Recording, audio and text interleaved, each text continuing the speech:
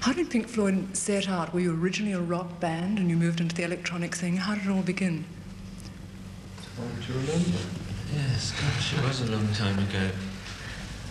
We just played for fun when we were at college. We played for fun, and we played R&B, yeah, we used to play Rolling Stones numbers, Bo Diddley, like all groups used to in those days.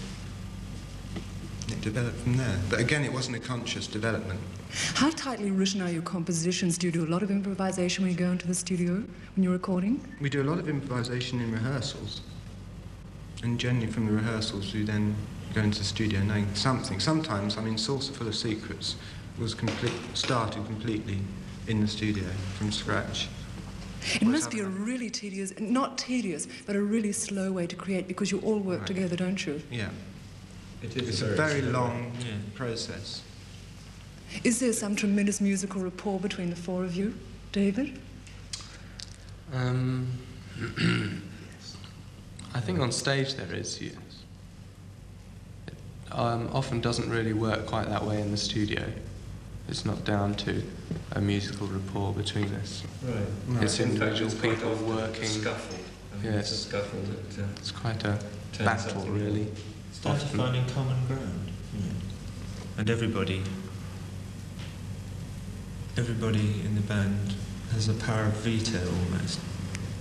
And somebody is enthusiastic about something. If somebody else goes, then the person is in, the veto tends to be the stronger force, in fact, so it gets elbowed. Do you draw any musical influence at all from someone like Stockhausen? For me, all influences are totally subconscious, I think. I'm not really aware where they're coming from. But I know that it's happening. It's got to happen, you know.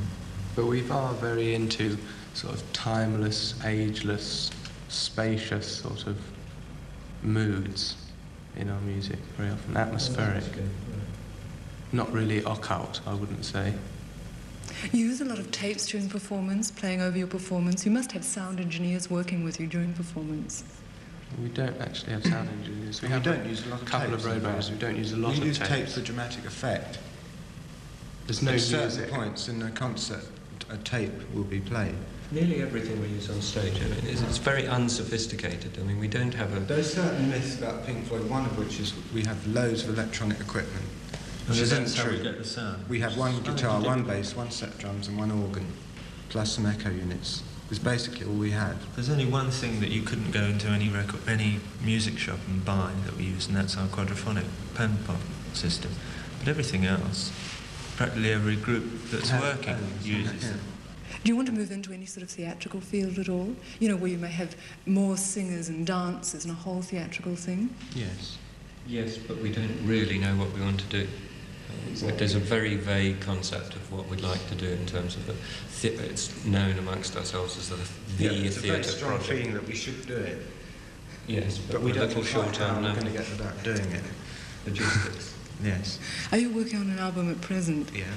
We've practically finished it, except for 4 days of reduction when we get back. What's this called? That's a matter of some dispute. We don't know. How different is it going to be to Atom Heart Mother? It's going to be very, very different. But quite how is impossible to say. It won't have a choir and orchestra on it, I can tell you that at this point. It will sound a bit as if it has got a choir on it.